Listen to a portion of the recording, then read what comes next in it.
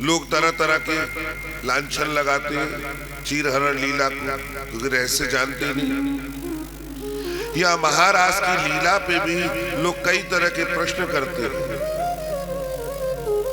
पर ये नहीं समझते कि गोपी है कौन है। गोपी एक भाव है, गोपी कोई स्त्री नहीं है, वो स्त्री और पुरुष से ऊपर है। गोपी पुरुष भी हो सकता है, गोपी स्त्री भी हो सकती है। कैसे? अच्छा, भगवान की सबसे बड़ी गोपी कौन है? बोलो। सबसे प्रिय गोपी, जो सबसे बड़ी गोपी कौन है? बोलो। राधा रानी तो वही है, और कौन है? भगवान महादेव ही सबसे बड़ी गोपी, वही गोपेश्वर बन के बैठे। गोपी भाव में गए कि नहीं? गोपी एक भाव है, उसमें स्त्री और पुरुष का कोई महत्व नहीं है। जैसे इस समय देश की राष्ट्रपति कौन है? कौन है? आप कौन? द्रौपदी मुर्मू है ना, यही है ना? तो कौन है वो? स्त्री है। अब को राष्ट्रपत्नी होगी वो राष्ट्रपति कैसे होगी? वो तो स्त्री है। बोलो।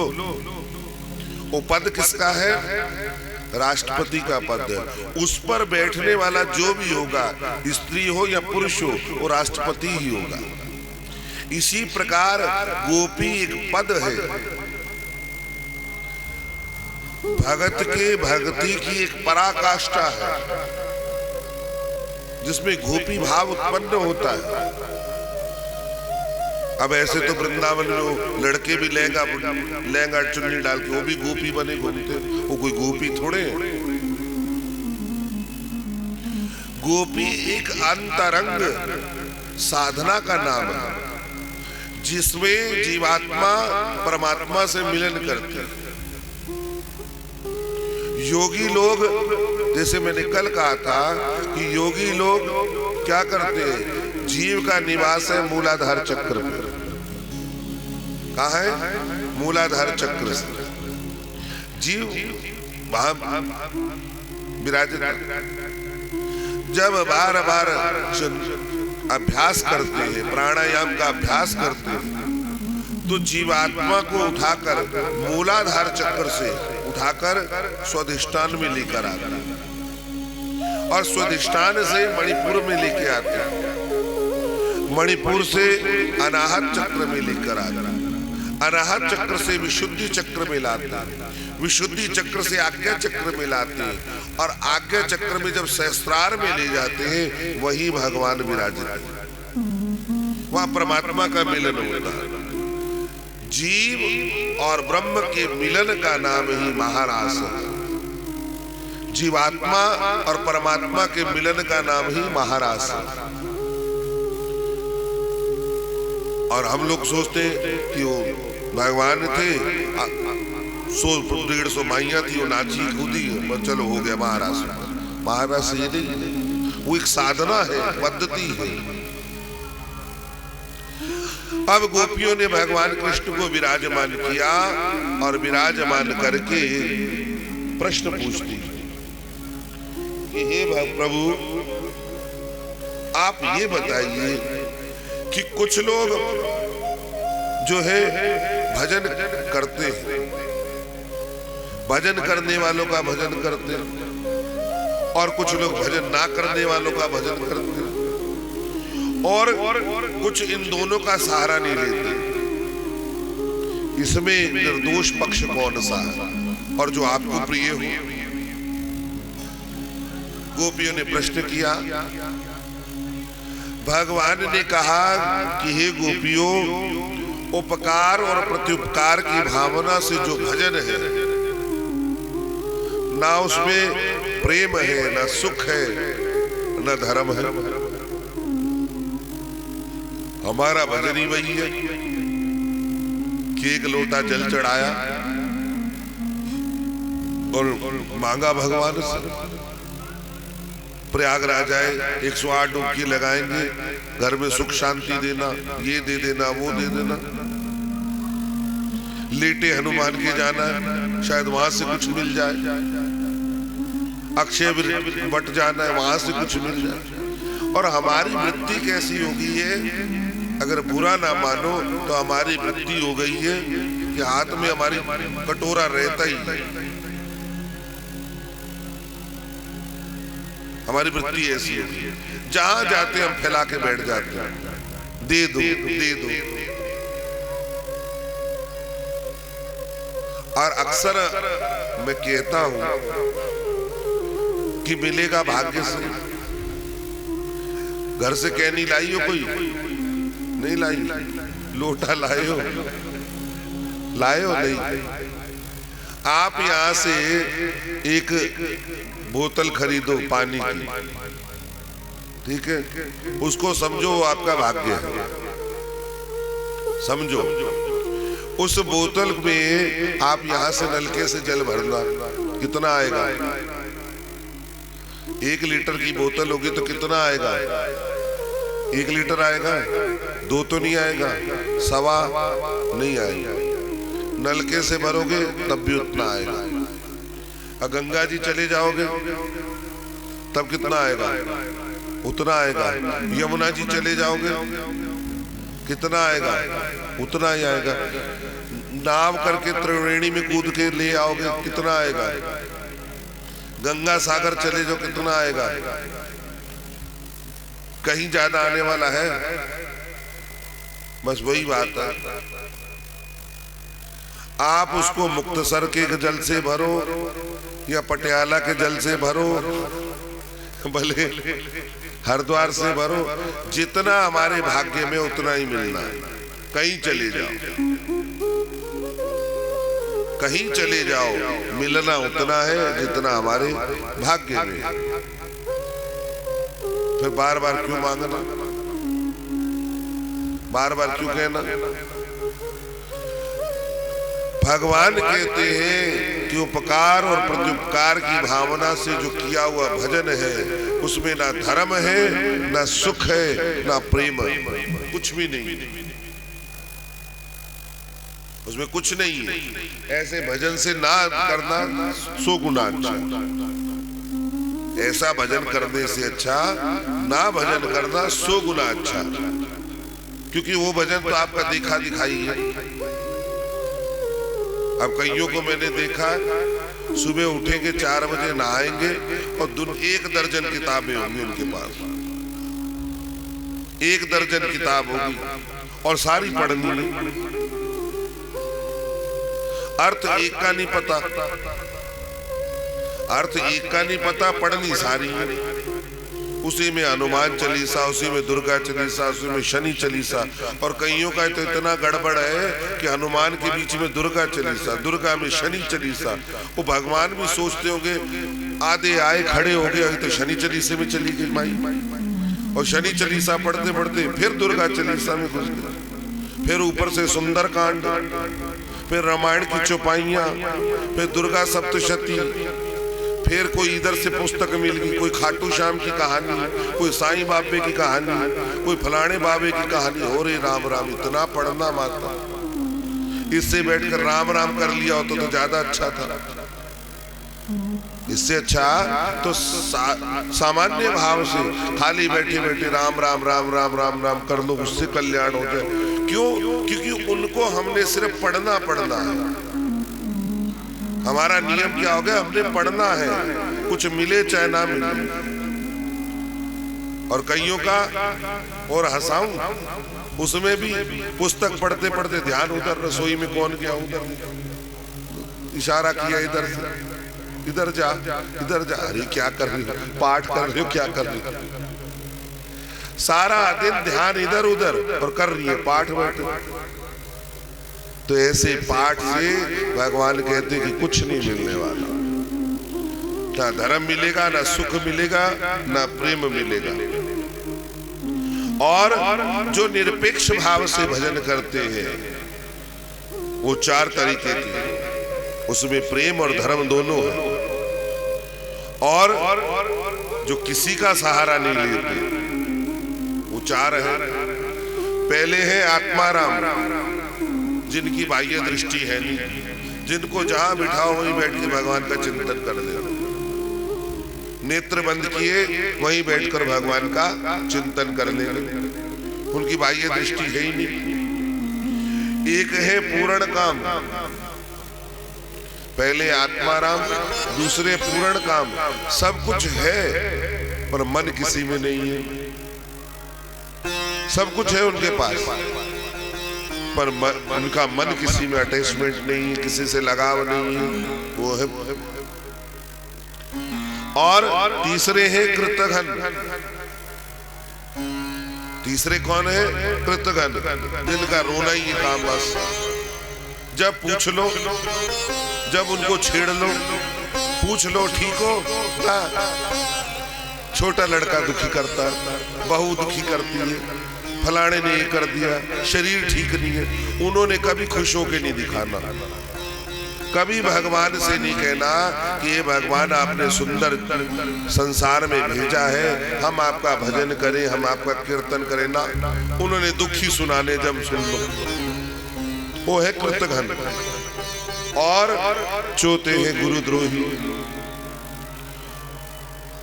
चौथे कौन है?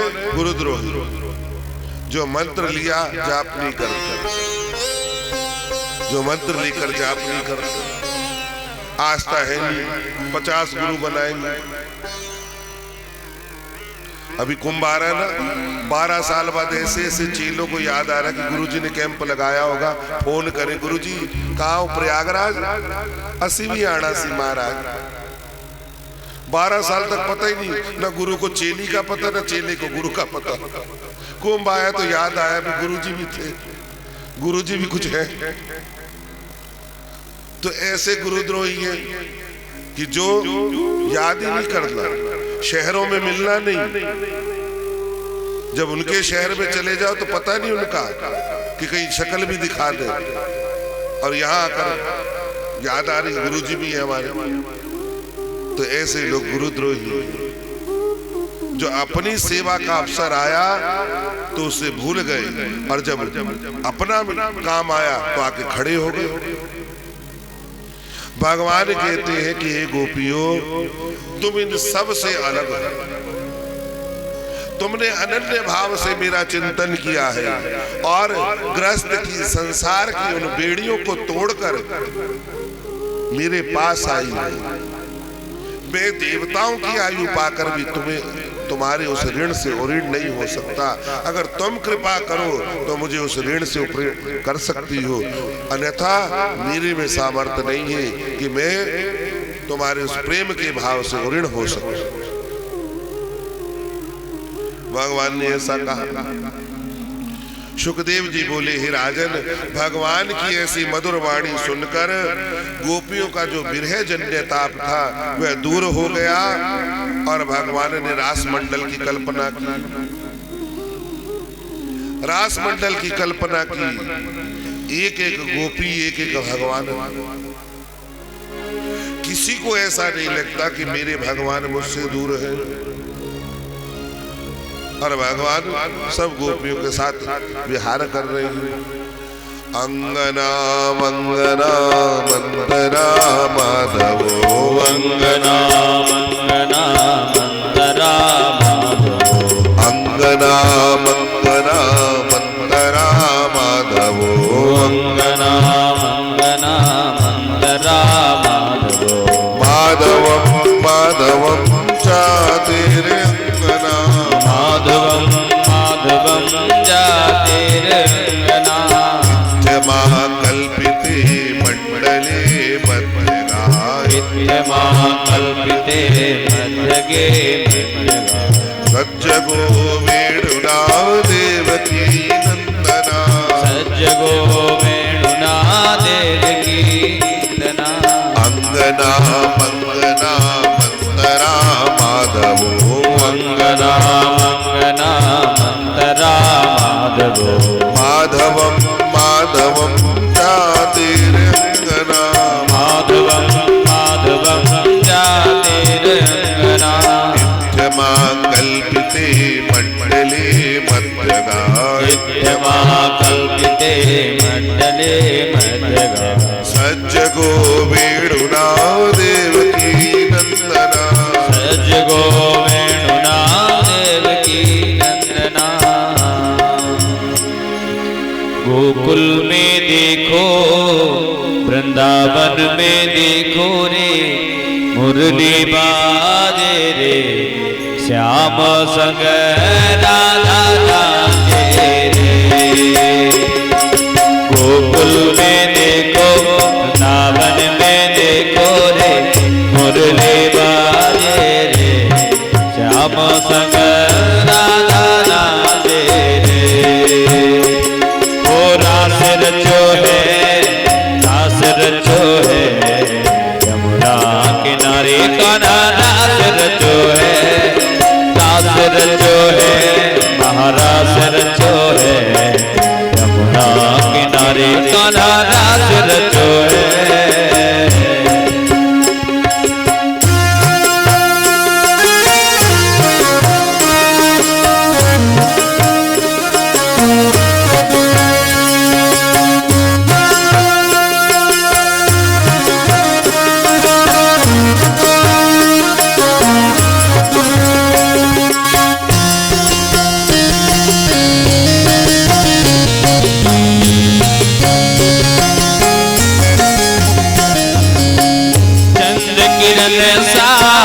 श्याम सलोना दो आँखें कजरारी चंद्र किरण सा श्याम सलोना दो आँखें कजरारी। ठुमक ठुमक नाचे गोपियन के संग ठुमक ठुमक नाचे गोपियन के संग जग का पालनहारी जग का पालनहारी। नाथ बिहारी संग राधा सुकुमारी संग ब्रज में विराजे रे श्याम संग राधा नाचे रे। हाँ रास रचो है रास रचो है यमुना किनारे कान्हा रास रचो है रास रचो है महारास रचो है यमुना किनारे कान्हा रास रचो है।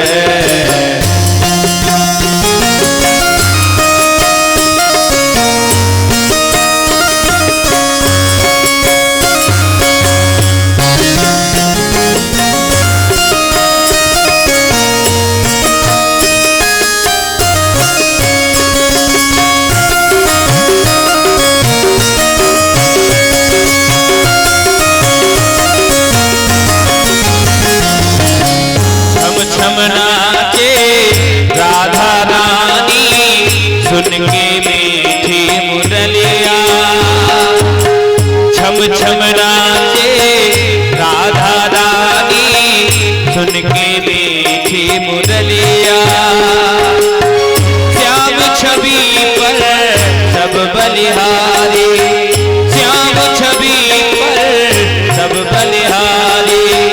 गोपी ग्वाल और गैया गोपी ग्वाल और गैया सरल सरल चले रे मधुरपुर मैया सरल सरल चले रे मधुरपुर मैया रे मेघा घर रे श्याम संग राधा नाचे रे श्याम संग राधा नाचे रे।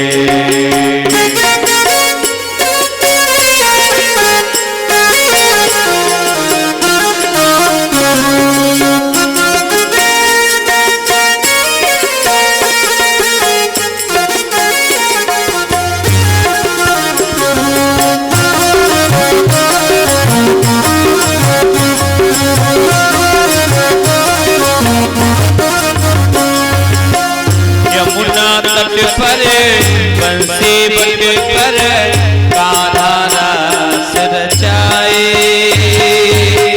यमुना तट पर बंसी बट पर कान्हा रास रचाए।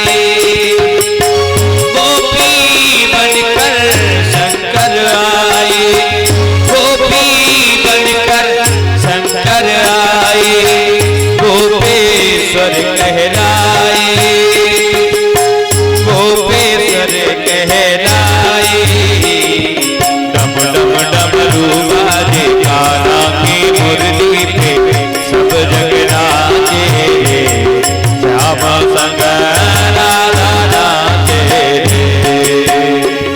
हाँ रास रचो है, रास रचो है, यमुना किनारे कान्हा रास रचो है, रास रचो है, रास रचो है, यमुना किनारे कान्हा रास रचो है, रास रचो है, महारास रचो है, यमुना किनारे कान्हा रास रचो है, रास रचो है, महारास रचो है, यमुना किनारे कान्हा रास रचो है।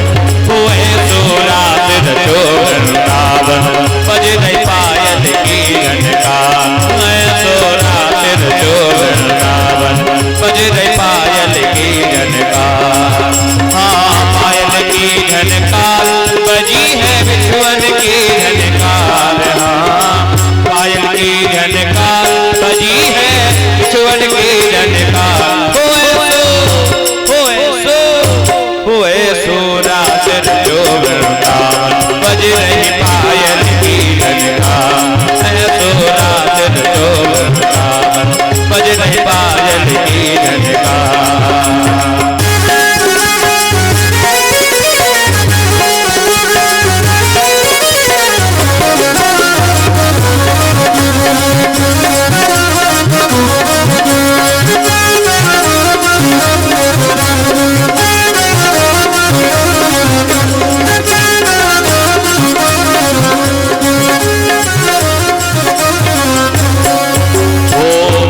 खूब क्षमा क्षम बाजे, घुंघरू खूब क्षमा क्षम बाजे, बजते बिछुआ बहुत ही बाजे, रमा को धनी के हो बाजे, अंग अंग